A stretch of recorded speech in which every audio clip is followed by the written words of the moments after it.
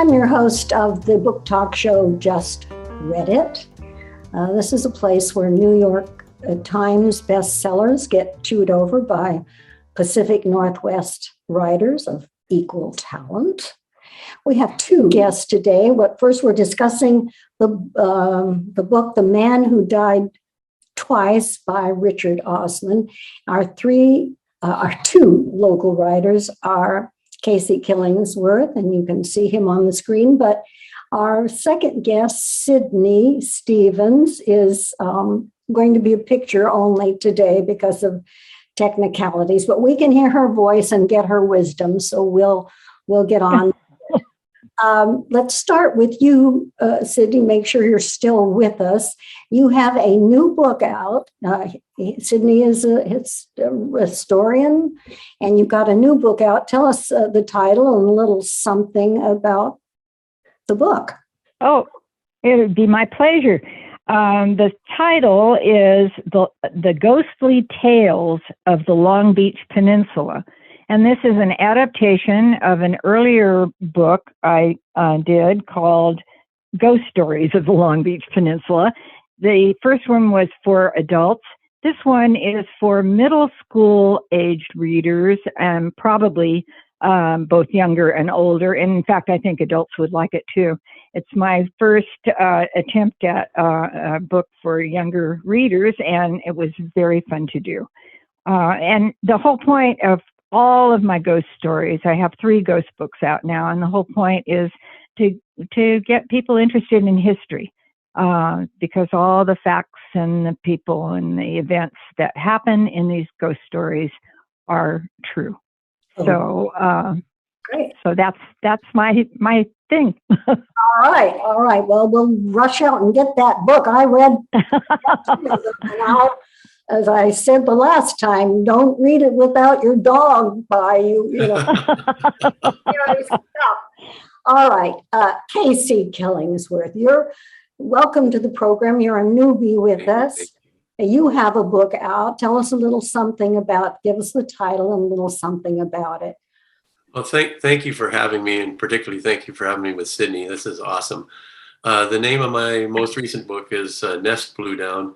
It came out last year. It's just a collection of poems over a fairly long span. My last book came out in the mid-90s. Sydney's uncle, Willard Espy, wrote the foreword for it, which is awesome. And then this most recent one is a collection of a lot of things I've done since then. So okay. Long time. And you're to be found in all the usual places, Amazon. Yes. Okay. All right. Well, welcome, Casey. Thank you.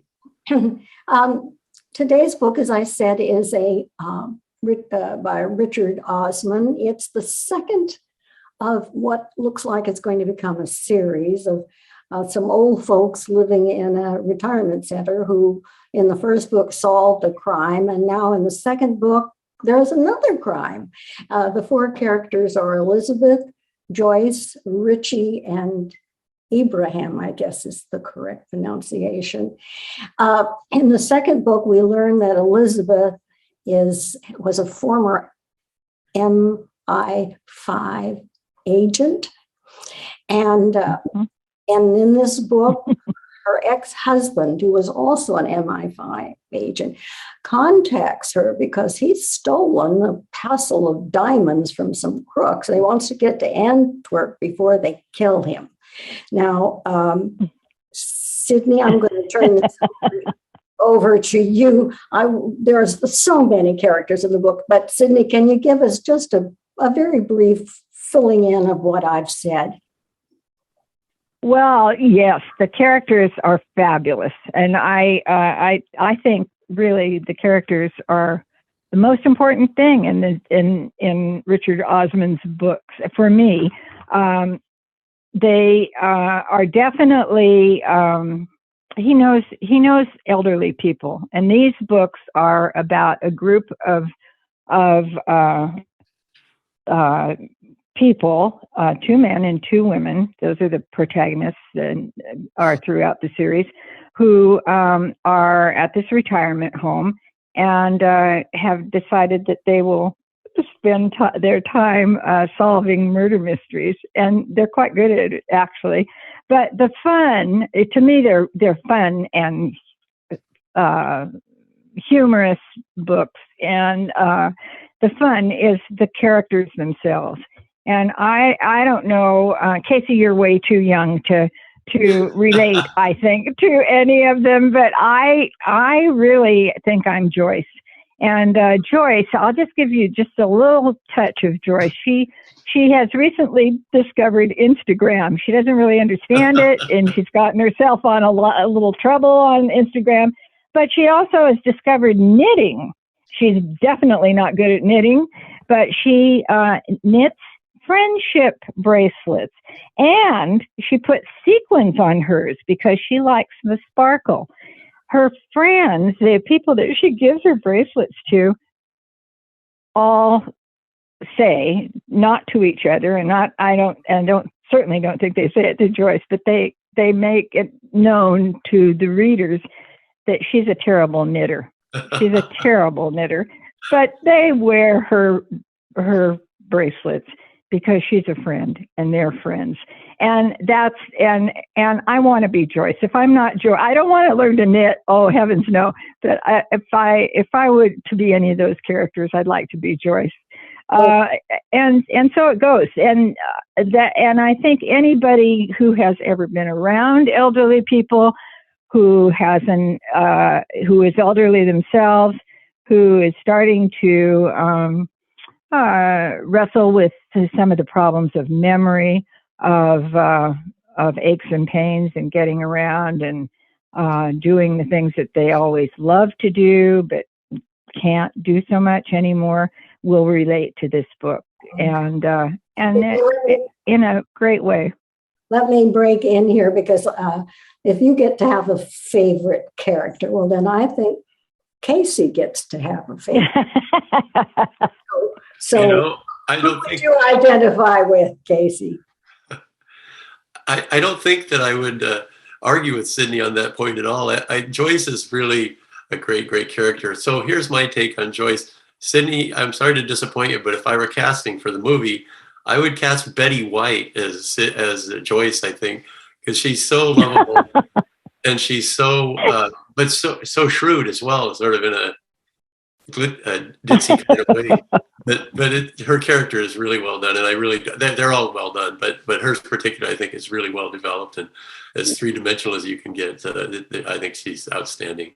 Well, that doesn't get us too far into the characters. Abraham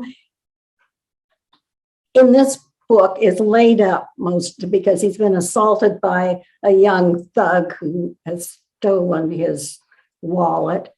And he's pretty discontent with the world.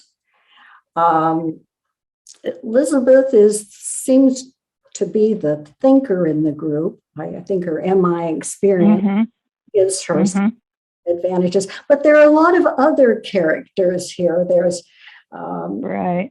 Sue and Lance, who are Sue is the handler for Douglas, who is Elizabeth's MI5 ex-husband who stole the diamonds, and he's got a young naive handler. I think is it Poppy? Yes. Poppy, yeah. Yes. Too good to be in crime.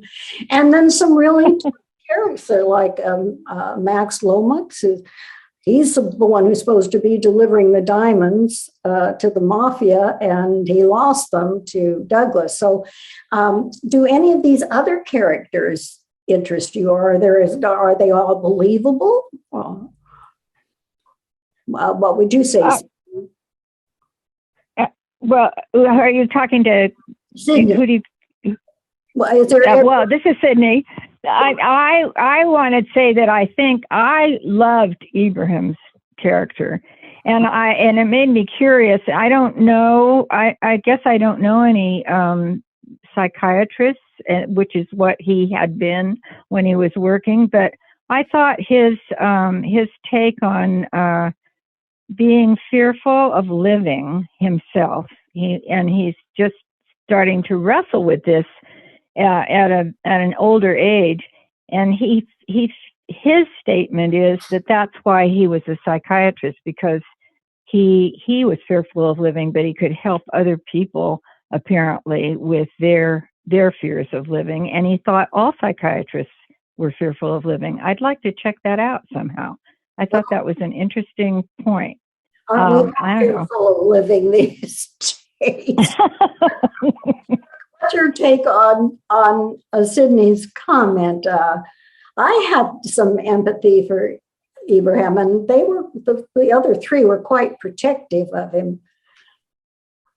Yeah, right. They were.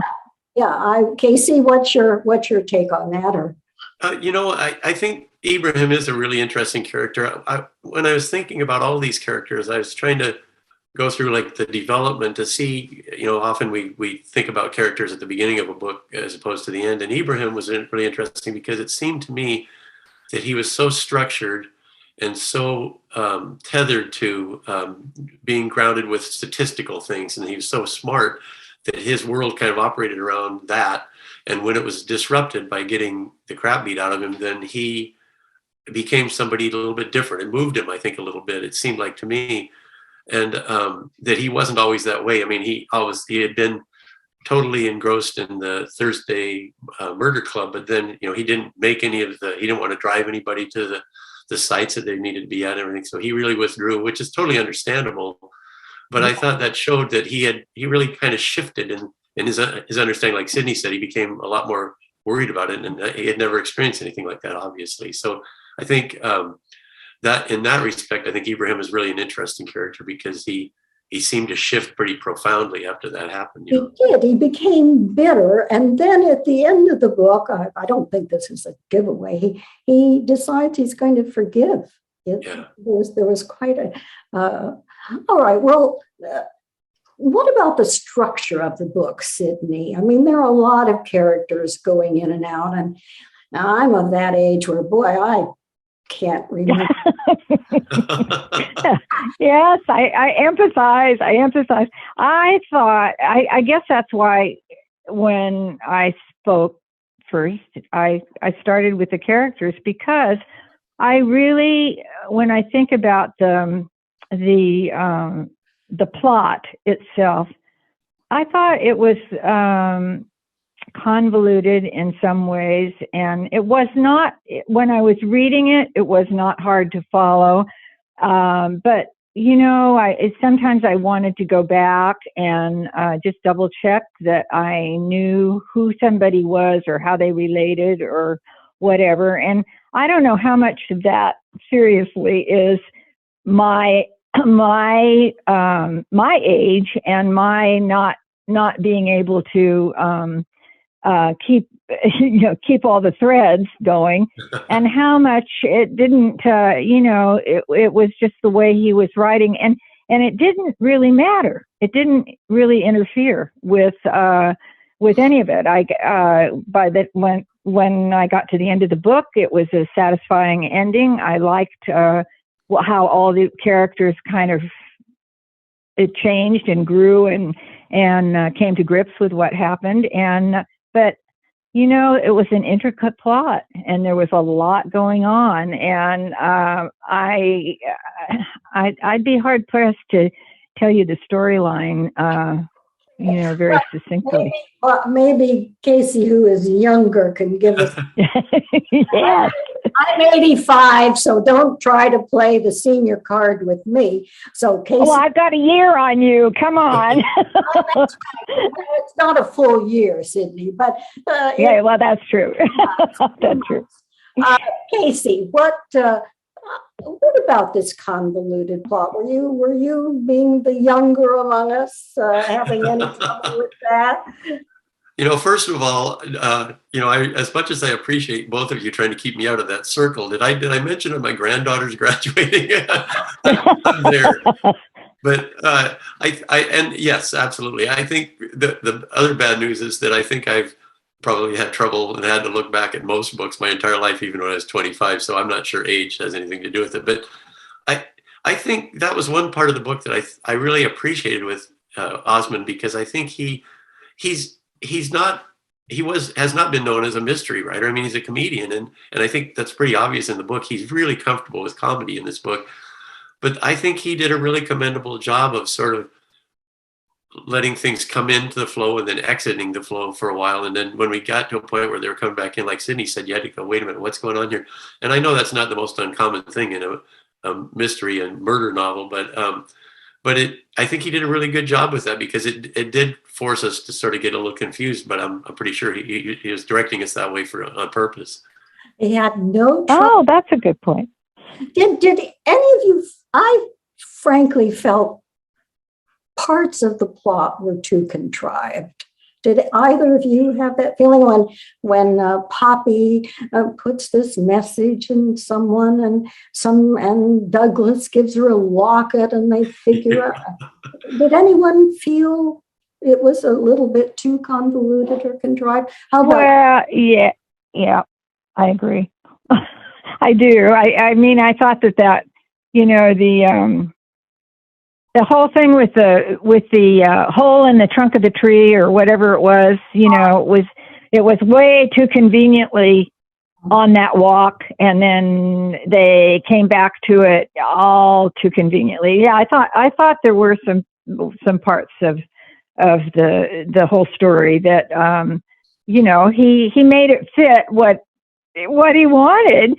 And yet, as Casey says, he is basically a comedian, and he's funny and he's warm, and the characters reflect that warm. I mean, they're warm and funny and wonderful with each other. So, you can forgive a lot in the plot. I thought. I don't know. Okay, all right. Well, Casey, rip off that. Did you feel it at any point it was a little too contrived, or? Yes, I think with what you both mentioned, but also I think like you can, by the end of the book, when you get done, you can say, okay, I get why he did that. I mean, there was a gap there that he had to plug with something. But another time I felt that was during when they were dealing with Connie, who seemed to be sort of a side character that maybe shouldn't have been justified in terms of her role in it. But then at the end, you say, well, he just had a gap, and he just sort of grabbed some. How many crooks do you need? Absolutely. Yeah.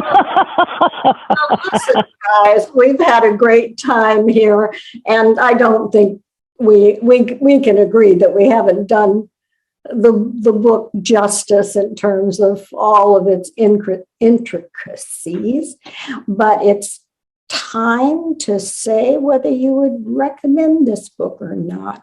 Casey, what's your recommendation to our audience?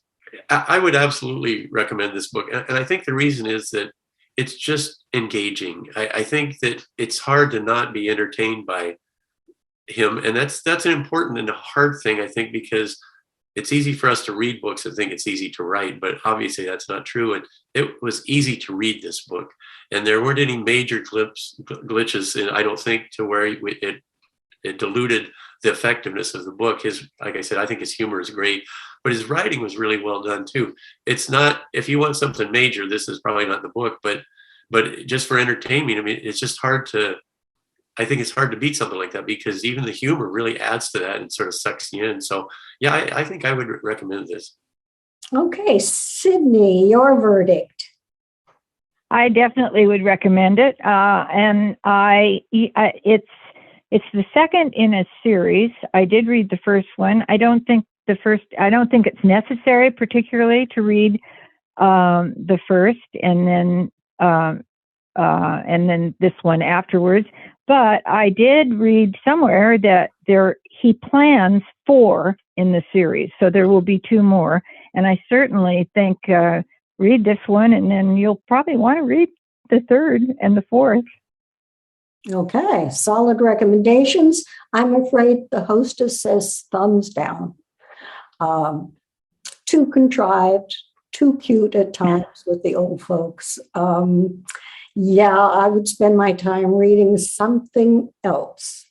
But I have to admit, it was a romp. And as you said, Casey, maybe that was the problem. It was so easy to read the book. I kept forgetting the characters. It was like drifting down a stream and the landscapes just got confused. And maybe that's my prejudice. But before I let you go, you're such wonderful guests, I want you to introduce yourself again and give us the name of the title of your most recent book. I'm going to start with you, Sydney. What's your new book? Thank you, Caroline. My new book is The Ghostly Tales of the Long Beach Peninsula. It's adapted from an earlier ghost story book I did for adults. This particular one is for middle school aged kids, although I think younger and older kids and adults will enjoy it too. And so that's it. Ghostly Tales of the Long Beach Peninsula. I warn the readers, as I did the last time, have your dog or get a new dog before you buy this book and read it in the dark of night. Casey, title of your book and your name again and the title of your book, please. My name is Casey Killingsworth, and the title of my most recent book is A Nest Blew Down, and it's available at Amazon. And a new book is coming out at the end of the year called Freak Show. Freak Show? Yes. Oh gosh, you two are a cheerful pair, aren't you? It's the water up there in Oysterville. No wonder you like humor. Okay. All right. Well, we must bring this to an end. Been delightful to have you both with us, and glad to have the audience joined us. I want to remind you that we publish only every 2 months. So if you don't want to miss out on these brilliant insights, do subscribe. And we don't sell your names. We don't sell ads. It's just a way of making sure you find us again in this vast universe. So till next time, this is Caroline Miller for Just Read It.